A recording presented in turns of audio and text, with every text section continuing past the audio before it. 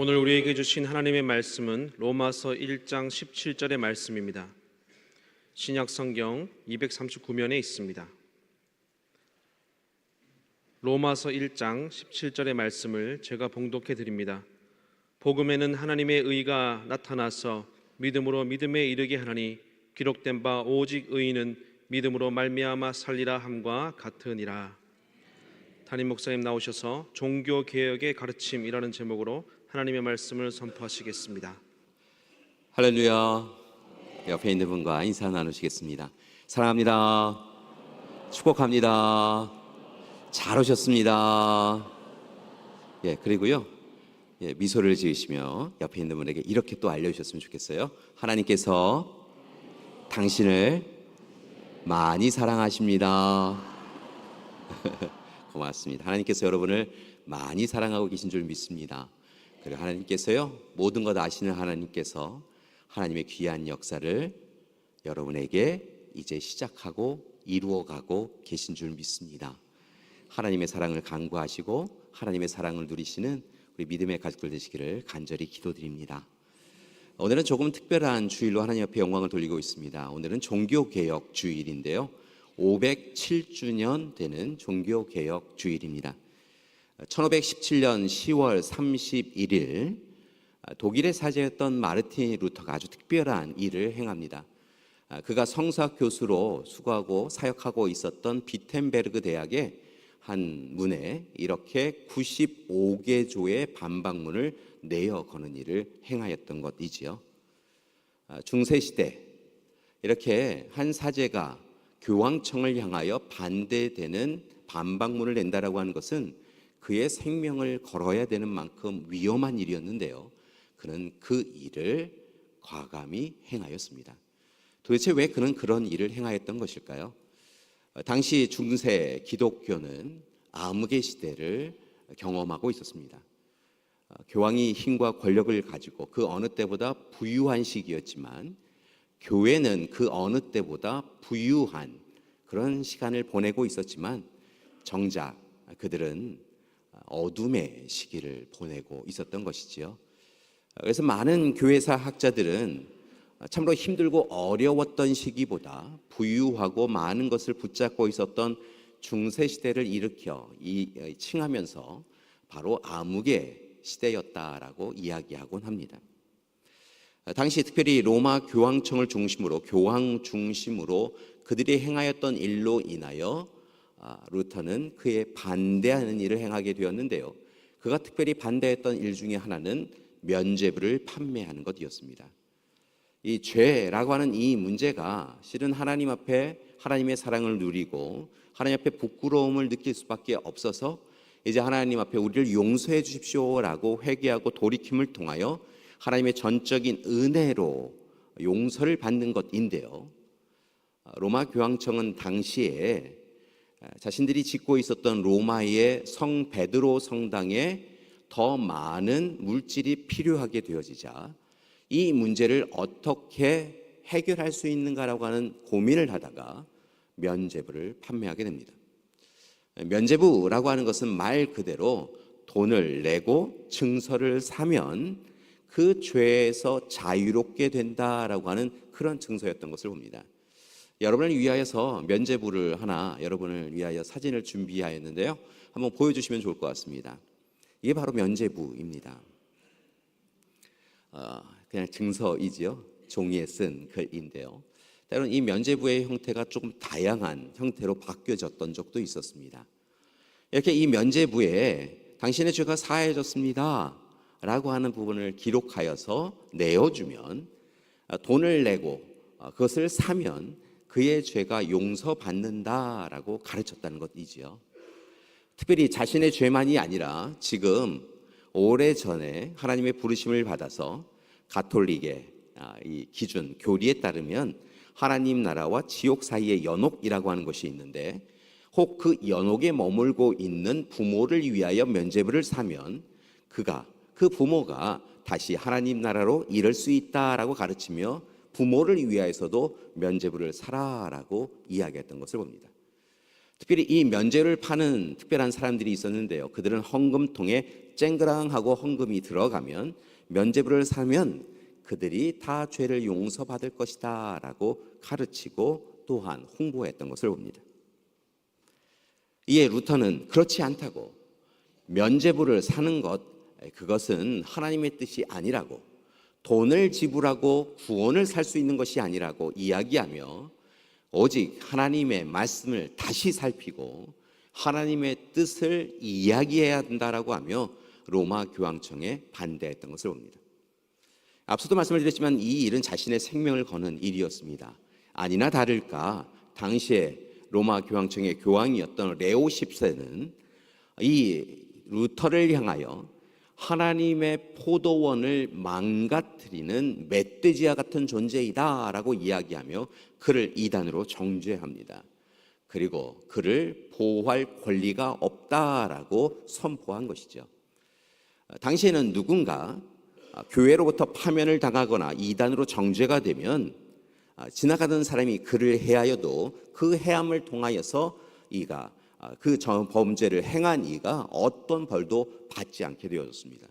그러니까 만약에 루터를 발견하고 누군가가 루터에게 해함을 하면 그 일로 인하여서 루터를 해함을 통하여서 그가 범죄자로 취급당하지 않아 했다는 것입니다. 그러니까 참으로 위험한 지경에 이르게 되었던 것이죠. 교황만이 아니라 당시 신성 로마 제국의 카를 5세를 비롯하여 많은 제후들은 이 일로 인하여 행여 교황으로 인하여 자신들도 어려움에 처할까 봐 이 루터에 대하여 정죄하고 루터를 보호하지 않습니다. 다만 다행인 것은 독일의 제후 중에 하나가 루터를 보호하게 되고 그 보호한 가운데 루터가 독일어 성경을 번역하는 놀라운 일을 행하게 되었던 것이죠. 아무튼 이 모든 일을 통하여 루터는 오직 하나님 앞에 하나님이 이루실 일들을 기대하며 면죄부와 같이 헛되고 악한 일을 행해서는 안 된다라고 하는 것을 주장하였던 것을 볼 수 있습니다. 특별히 그가 그 일을 행하며 세 가지 모토를 이야기하고 있었던 것을 볼 수 있는데요. 그 세 가지는 바로 무엇이냐면 오직 믿음, 오직 은혜, 오직 성경, 오직 성서였던 것을 봅니다. 이후에 보면 종교개혁자들이 함께 또한 마음을 모아가서 이 세 가지 가운데 더 플러스를 하여 오직 그리스도만, 또한 오직 하나님께 영광을 이라고 하는 모토를 붙잡고 총 3개, 나아가 5개의 모토를 가지고 종교개혁을 진행할 수 있었던 것이지요. 오직 믿음이라고 하는 것은 오직 하나님 앞에 믿음으로 나아갈 수 있다, 믿음으로 구원에 이를 수 있다라고 하는 것을 이야기하고 있습니다. 하나님 앞에 우리의 믿음 없음을 고백하며 다시 하나님 앞에 질서와 규율을 준수해야 한다고 하여서 구원을 이루는 것이 아니라 오직 믿는 이들에게 하나님께서 전적인 은혜로 구원을 이루어 주신다라고 하는 것을 잊지 말고 오직 믿음으로 하나님 앞에 나아가라라고 강조한 것이 바로 오직 믿음이라고 하는 것입니다. 오직 은혜라고 하는 것은 이제 그들이 율법적인 부분들을 잘 지키거나 또 다르게는 그들이 지난 시간들 가운데 무엇인가를 선한 공로를 쌓아서 그들이 마땅히 취할 수 있는 구원을 자신의 손으로 붙잡을 수 있는 것이 아니라 사람의 공로와 전혀 상관없이 하나님께서 전적인 은혜를 더하여 주셔서 그것을 얻을 수 있는 것을 고백하며 오직 이제 더욱 힘써서 하나님의 은혜를 바라며 살아가라라고 하는 것을 강조한 것이 오직 은혜라고 하는 것이지요. 마지막으로 오직 성경, 오직 성서라고 하는 것은 그들이 전통을 중요시 여기며 로마 교황청을 비롯한 이들이 이전부터 이렇게 진행해 왔으니 이 전통을 지키는 것이 옳습니다, 면죄부를 팔아왔으니 그것이 옳습니다 라고 하는 것에 대하여 반대하며 이제 오직 하나님의 말씀, 성경이 무엇라 이야기했는가라고 하는 것을 더욱더 관심을 가지고 모든 이들이 하나님 앞에 서서 말씀대로만 살아가야 합니다 라고 이야기한 것이 바로 오직 성경, 오직 성서인 것이죠. 이렇게 자신들의 유익을 얻기 위하여, 자신들의 목적을 성취하기 위하여 로마 교황청이 면죄부를 팔고 또 다른 악한 일을 행하는 것을 보고 루터는 이것은 하나님의 뜻이 아닙니다 라고 이야기하며 오직 믿음으로, 오직 은혜로, 오직 성경으로 다시 하나님 앞에 서야 합니다라고 외치며 종교개혁을 시작하였던 것입니다. 그리고 이 종교개혁이 놀라운 변화를 일으키고 마침내 개신교를 태동하게 되었던 것이죠. 이런 종교개혁의 전통은 이전에서부터 있었고 또한 이후에도 루터 이전과 이후에도 계속되었던 것을 봅니다. 종교개혁주의를 맞이했으니까요, 대표적인 종교개혁자 몇 분들을 여러분에게 소개하고자 합니다. 루터는 독일의 사제라고 말씀을 드렸지요. 영국에는 존 위클리프라고 하는 분이 있으셨습니다. 스코틀랜드에는 존 낙스라고 하는 분이 있으셨지요. 독일에는 이 루터와는 조금 더 선을 달리하여 종교개혁을 진행하였는데요, 토마스 민처라고 하는 분이 유명한 종교개혁자입니다. 프랑스에는 피터 발도라고 하는 분이 있으시고요, 스위스에는 여러분이 잘 아시는 쯔빙글리와 존 칼빈이 있습니다. 여러분, 체코를 방문하신 분들은 혹시 이분의 동상을 보셨을지 모르겠는데요, 종교개혁자 중에 한 분이셨던 야누스라고 하는 분이 바로 체코를 대표하는 종교개혁자입니다. 이 중에는요, 화형을 당하여 죽임을 당한 분도 있으십니다. 로마 교황청이 절대적 권력을 가지고 있었던 시기, 그에 반하여 하나님의 뜻이 어디에 있는가를 물으며 하나님의 뜻을 전하였던 종교개혁자들 가운데는 죽임을 당한 이들이 꽤 많이 있습니다. 그러나 그럼에도 불구하고 그들은 하나님의 부르심과 보내심에 순종하며 이 땅에 드리워진 깊은 어둠의 역사를 걷어내고 하나님의 뜻을 전하였고, 변화와 개혁과 갱신을 통하여 마침내 하나님이 원하시는 개신교를 세우고 또 개신교를 통하여 하나님의 놀라운 뜻을 전하게 되었던 것을 봅니다. 여러분, 안타까운 것은 그 시대에도요, 꽤 오랜 시간 가톨릭은 이 죄를 감당해 준다라고 하는 이 면죄부를 판매하였습니다. 다만 조금 시기가 지난 다음에 예수회를 비롯하여서 그 자체 내에 갱신운동이 시작되어지면서 변화가 그 안에서도 이루어졌는데요, 분명한 것은 이 로마 가톨릭이 이끌어갔던 중세 시대를 변화시키기 위하여 개신교가 태동되었다는 것이지요.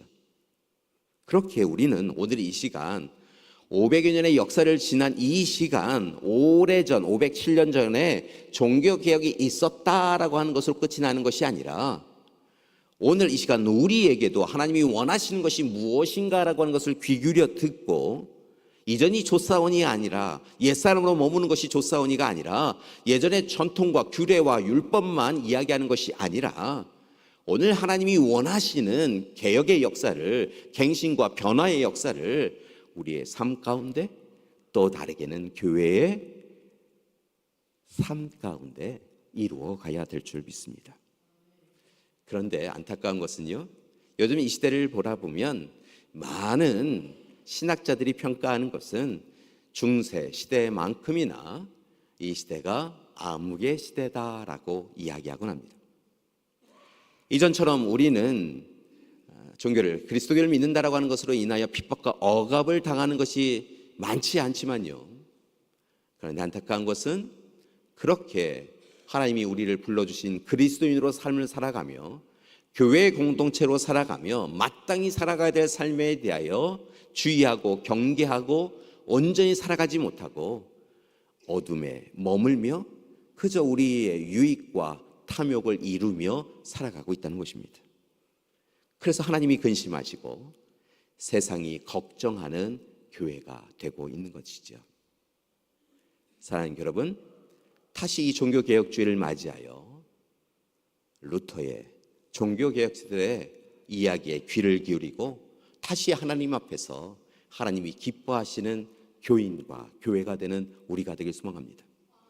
그렇다고 한다면 루터는 과연 오늘 이 시간 오직 믿음, 오직 은혜, 오직 성경이라고 이렇게 주장하며 자신의 생명의 위협이 있어도 하나님의 일을 감당할 수 있었던 그 이유는 어디에 있는 것일까요?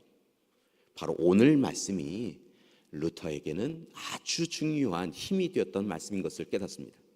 오늘 말씀을 보니까요, 이렇게 이야기하고 있습니다. 오직 의인은 믿음으로 말미암아 살리라 라고 이야기하고 있다는 것이죠. 복음에는 하나님의 의가 나타나서 믿음으로 믿음에 이르게 하나니 기록된 바 기록된 바라고 하는 것에서 우리는 이 말씀이 바울이 이야기하는 이 말씀이 오래전 하박국 선지자가 이야기했던 말씀을 인용한 것이다 라고 하는 것을 알 수 있는데요, 하박국 2장의 말씀을 인용하여서 오늘 말씀의 주인공인 바울은 의인은 오직 믿음으로 말미암아 살게 될 것이다 라고 이야기하고 있다는 것이죠. 이 말씀은 갈라디아서 3장 말씀에도 반복되는 것을 보는 수 있는데요, 결국은 오직 믿음으로 의롭게 된 이들이 하나님의 은혜를 누릴 수 있다라고 분명히 바울이 이야기하였고, 이 바울의 이야기를 붙잡고 마침내 루터는 종교개혁을 진행할 수 있었던 것이죠. 그렇다고 한다면 오늘 이 시간 바울은 왜 오직 믿음으로 말미암아 우리가 살게 될 것이다 라고 하는 것을 이야기했을까요? 오늘 로마교회를 향한 서신을 쓰며 로마교회만이 아니라 초대교회 공동체를 향하여, 그리고 초대교회 공동체에서 유대인들의 핍박과 억압을 통하여 어려운 지경에 처한 이들을 향하여 오늘 바울은 분명하게 이야기하고 있다는 것입니다. 율법을 중심으로 하나님의 율법을, 규례를, 명령을 지키면 구원에 이른다고 생각한 사람들이요, 그렇지 않습니다. 물론 율법은 우리로 하여금 우리의 죄를 깨닫게 하고 찔림을 받아서 변화하는 데는 도움이 되겠지만, 이제 예수 그리스도께서 우리를 위하여 이 땅에 오셨고 십자가에서 못 박혀 죽으심을 통하여 우리는 오직 예수 그리스도를 구주로 고백하면 전적인 은혜로 구원에 이르게 될 수 있습니다. 그러니 율법에 매여 살지 말고 오늘 복음의 말씀을 붙잡고 오직 예수 그리스도를 구주로 믿음으로 고백하십시오.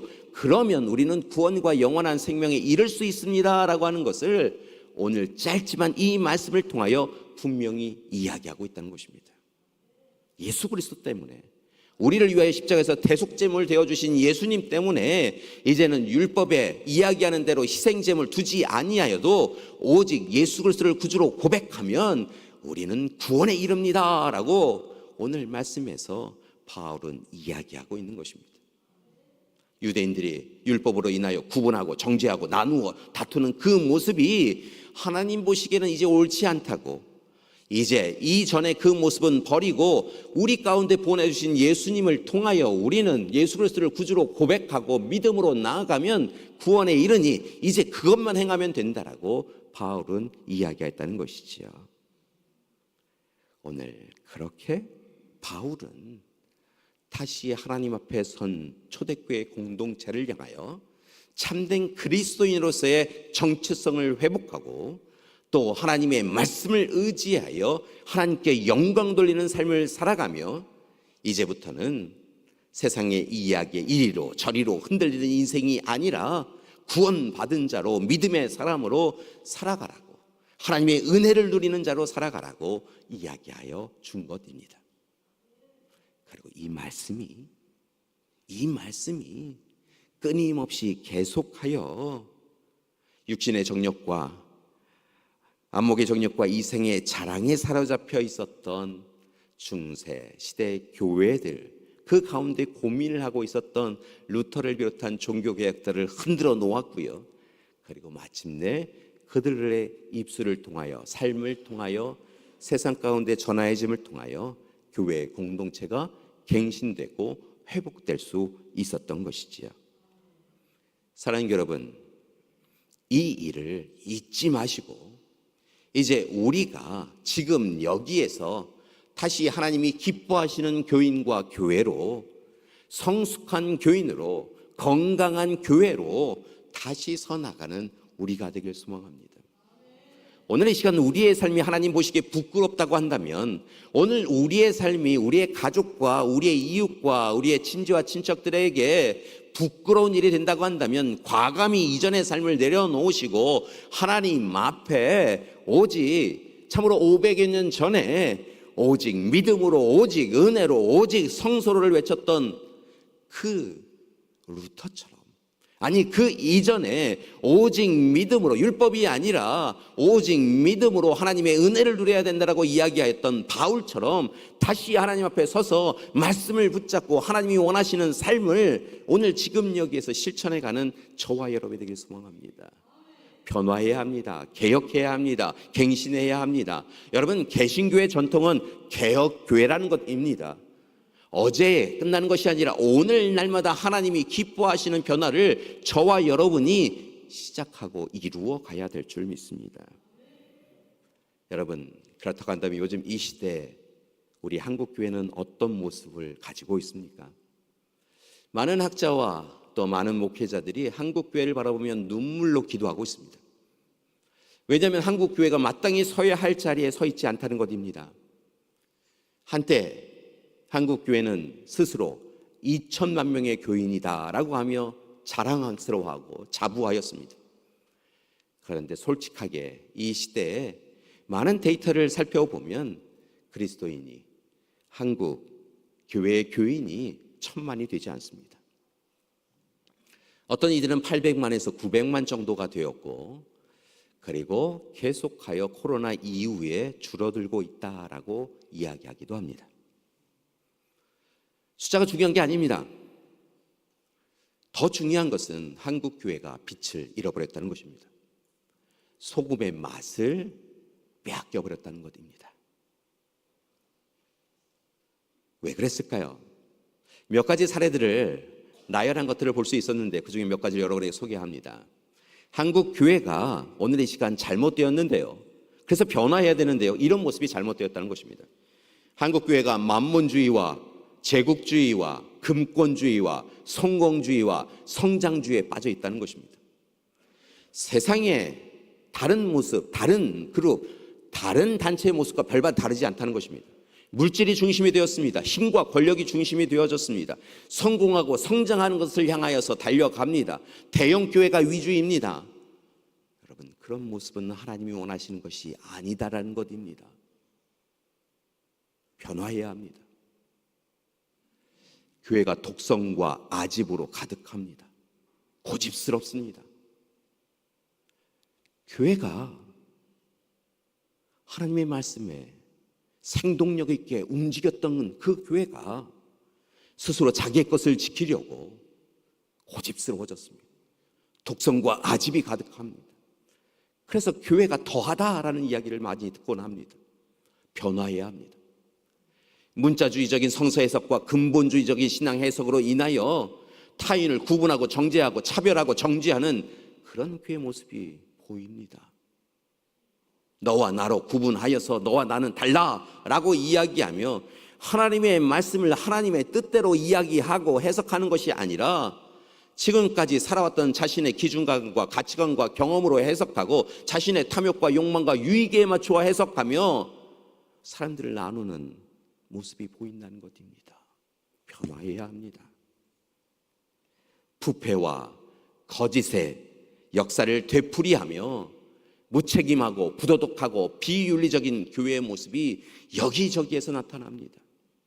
교회도 썩었습니다. 교회도 정체되어서 냄새가 납니다. 악한 냄새가 납니다.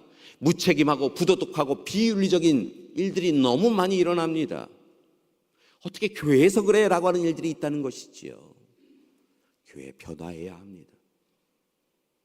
하나님을 향한 믿음과 소망과 사랑의 재단을 쌓아 하나님 앞에 서야 되는 교회가 탐욕과 욕망의 이끌림을 받는 그런 교회 공동체가 되었습니다. 변화해야 합니다. 주님은 고아, 과부, 이방인을 우선적으로 사랑하시고 병자와 약자 곁에 가셔서 그들의 친구가 되어주셨는데 현대의 교회는 고난과 고통당하는 이들을 외면하고 회피하며 나아가 정죄하고 구별하여 차별하는 모습을 보입니다. 그것은 하나님의 뜻이 아닙니다. 오늘 이 시간 교회는 더 늦기 전에 변화해야 합니다. 특별히 이 시대 교회 지도자들의 도덕적이고 윤리적이고 성적인 타락의 문제가 끊임없이 매스미디어를 통하여 이야기하고 있습니다. 목회자인 제가 부끄러워서 이야기를 담을 수 없는 일들이 있어서는 안 되는 일들이 세상에 뉴스를 통하여 전해지는 시기라는 것입니다. 기름 부어 세움을 받은 이들이 구별하고 성별된 삶을 살아가야 되는 이들이 조금도 부끄러움 없이 악한 일을 행하고 그 일을 덮으려고 또다시 거짓말을 하는 그것이 교회의 현실입니다. 바뀌어야 합니다. 다시 하나님 앞에 이 일을 어찌합니까 부끄러워하며 통해 자복해야 될 때이고, 거룩하고 정결한 삶을 살기 위하여 무릎 꿇어야 될 때이고, 그리고 이제 자기를 부인하고 자기 십자가를 져야 할 때입니다. 사랑하는 여러분, 종교개혁주일 이 아침 조금 무겁고 버겁고 힘겹겠지만 새로운 도전을 부탁드립니다. 하나님 앞에 서십시오. 우리를 향하신 하나님의 그 시선을 거두지 마시고 오직 하나님 앞에 다시 뜨거움으로 서십시오.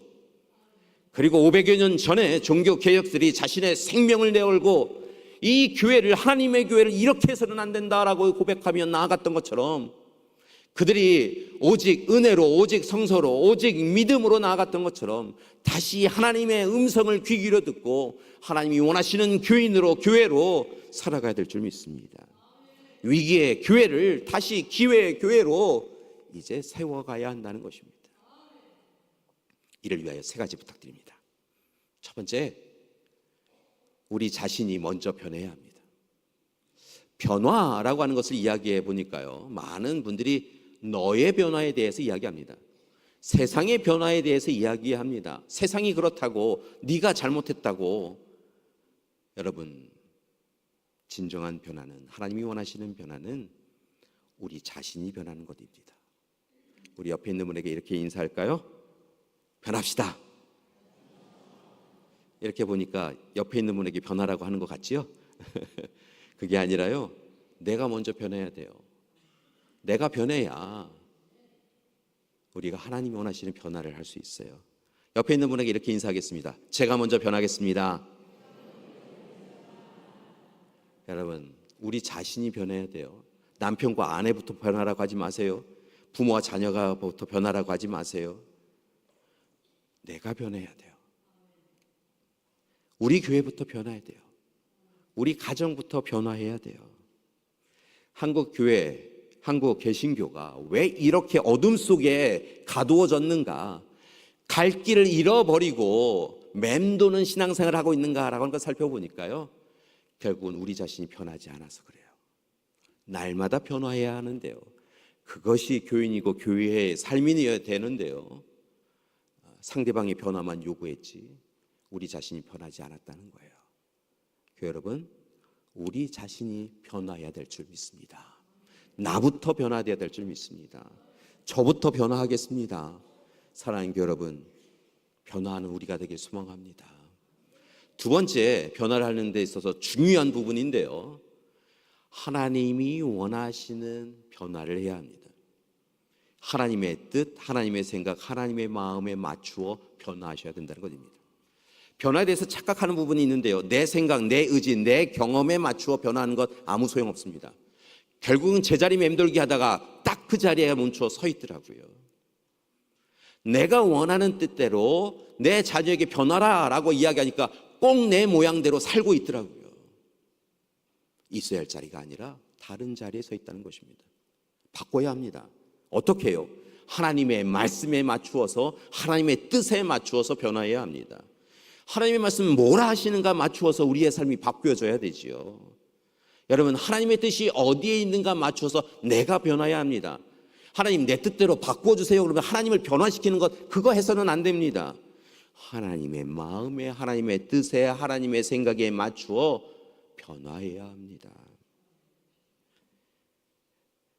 하나님의 나라와 그의 의를 구해야 합니다. 하나님이 기뻐하시는 것이 무엇인가 여쭙고 간절히 청하고, 그리고 몸부림치며 하나님의 뜻에 우리를 맞추어야 진정한 변화가 이루어진 것입니다. 내가 먼저 변화하고 하나님의 뜻에 맞추어 변화했다고 한다면, 세 번째로 부탁드리는 것은요, 오늘 함께 변화해야 합니다. 어제 많이 변화하셨지요? 여러분, 진짜 많이 변하셨습니다. 생각해보면 하나님을 알지 못하였던 그때보다 여러분 많이 바뀌신 것입니다. 잘하셨습니다. 그런데 어제 변화한 것으로 끝났다, 나는 충분히 변화하였다라고 생각하면 잘못 생각하는 것입니다. 오늘 변하셔야 합니다. 여러분, 오늘 우리의 피부가 죽고 살아납니다. 여러분, 식물은요, 어제 잘 자라나고 오늘은 멈춰 있는 게 아니라 오늘도 하나님의 뜻에 맞추어 성장해 가는 것입니다. 우리도 그래야지요. 우리의 믿음도 그렇습니다. 믿음은 늘 이만큼이면 되었다라고 하는 것이 아니라 어제의 믿음으로는 충분치 않으니 오늘 믿음으로 든든히 서 나가야 한다는 것입니다. 그 믿음에 맞추어 변화하셔야 한다는 것입니다. 한 가지 더 부탁드리는 것은요, 하나님의 뜻에 맞추어 개인이 혼자가 변화하는 것은 쉽지 않습니다. 한 사람의 의지, 한 사람의 노력은 쉽게 사라지곤 합니다. 그래서 감사한 것은 하나님께서 가정 공동체를, 교회 공동체를 허락해 주셨습니다. 함께 변화하라고, 함께 하나님의 뜻을 묵상하고, 함께 하나님의 뜻을 붙잡고 씨름하며 기도하며 하나님의 뜻에 맞게 변화하라고. 한 사람은 무너지지만 함께하면 하나님의 뜻을 이루어갈 수 있다라고, 삼겹줄 신앙이 되어져서 그렇게 신앙생활 하라고, 변화해야 한다라고 권고하셨다는 것이지요. 그러니까 옆에 있는 분에게 이렇게 다시 한번 인사하셨으면 좋겠습니다. 잘 부탁드립니다. 제 변화는 당신에게 달려 있습니다. 제 손을 꽉 붙잡아 주십시오. 여러분, 그러셔야 돼요. 그렇다고 하여서요, 두세 사람이 모여서 악함을 꿈꾸고 악함으로 하시면 절대 안 돼요. 선을 꿈꿔야지요. 하나님의 뜻을 꿈꿔야지요. 그리고 지치지 않도록요, 서로 격려하고 지지하고 후원해 주면서 함께 손 붙잡고요. 혹 이 시간에 마땅히 있어야 할 자리에 있지 않으신 분 있으시면 얼른 다가서서 그분 손 맞잡고 한쪽은 주님 손 꽉 붙잡으세요. 그러면 주님께서 우리를 훅 당겨 주실 거예요. 그리고 마땅히 서야 할 자리, 그 자리로 변화시켜 주실 줄 믿습니다. 여러분, 오늘 이 시간 종교개혁주의를 맞이하여서 루터가 그리 행했던 것처럼, 바울이 그리 행하였던 것처럼, 아니 많은 우리 믿음의 선조분들이 그리 행하셨던 것처럼 날마다 변화하고 개혁하고 갱신하는 우리가 되기를 소망합니다. 16세기 종교개혁에 여러분 머물지 마시고요, 그 가르침 따라 오늘 지금 여기에서 종교개혁을 이루어가는 우리가 되기를 소망합니다. 하나님과 온전한 관계를 회복하시고 하나님이 기뻐하시는 삶을 날마다 변화함을 통하여 실천하는 우리가 되기를 소망합니다. 131년 전 우리 능곡교회는 언더드 선교사님과 믿음의 선조분들이 함께 모여 교회를 태동시켰습니다. 그때 눈물로 기도하셨겠지요. 말씀 앞에 자신을 비추어 보며 이전과는 다른 삶을 살겠다고, 변화된 삶을 살겠다라고 결단하셨으리라 생각이 듭니다. 그리고 자신들만의 변화만이 아니라 자신들의 자녀들이 하나님이 주시는 복음의 말씀을 붙잡고 하나님의 사람이 되어져서 하나님의 일꾼이 되게 해달라고 기도하셨으리라 생각이 듭니다. 그 열정과 기도와 헌신과 섬김을 통하여 오늘 우리가 지금 여기에 있는 것이죠. 사랑하는 여러분, 오늘 다시 종교개혁 507주년이 되는 이 아침에 우리도 결단하였으면 좋겠습니다. 131년 전에 우리 믿음의 선조들이 하나님 앞에 하나님이 원하시는 삶을 살겠습니다, 변화를 결단하고 그 결단과 실천을 통하여 우리가 있었던 것처럼 이후에 우리 믿음의 자녀들이 헛되이 어떤 잘못된 길에 서지 않도록, 암흑과 어둠의 시대를 경험하지 않도록 지금 여기에서 다시 하나님의 사람으로 살겠습니다 결단하고 갱신과 변화와 변혁과 개혁을 이루어가는 우리가 되기를 소망합니다. 우리부터 변해야 합니다. 우리 자녀에게 변해. 그러면서 부모는 안 변하면 아무 소용없습니다. 오늘 우리부터 변해야 합니다. 하나님 뜻대로 변해야 합니다. 오늘 함께 변화하는 우리가 되길 소망합니다. 하나님께서 우리를 기뻐하시고 마침내 다시 여러분을 통하여, 우리 능곡교회를 통하여 하나님께서 이 땅 한국교회에 빛을 밝히시고 하나님의 도구로 사용하여 주실 줄 믿습니다. 그 결단을 하는 종교개혁주일 되시기를 간절히 기도드립니다. 다시 한번 고백할까요? 나부터 변하겠습니다. 하나님이 들으셨어요. 하나님이 들으셨어요. 하나님께서 놀라운 일을 이루어 주실 줄 믿습니다. 함께 기도하시겠습니다. 참 좋으신 하나님 감사드립니다. 507주년 종교개혁 기념주의를 맞이하여 하나님 앞에 귀한 약속의 말씀을 붙잡고 약속하게 해주신 것 감사드립니다. 하나님, 루터처럼 그리고 오늘 말씀에 나오는 바울처럼 하나님의 뜻을 분별하고 하나님 앞에 온전히 서나갈 수 있도록 인도하여 주시옵소서. 오직 믿음으로, 오직 은혜로, 오직 성경으로 서나갈 수 있게 하여 주시옵시고, 특별히 간절히 바라고 나옵기는 오늘 이 시간 하나님이 원하시는 변화와 개혁과 갱신의 역사를 이어받아서 우리 자신부터 하나님의 뜻에 맞추어 오늘 지금 여기에서 함께 변화되어져가는 우리 되게 하여 주시옵소서. 예수님의 이름으로 기도드립니다. 아멘.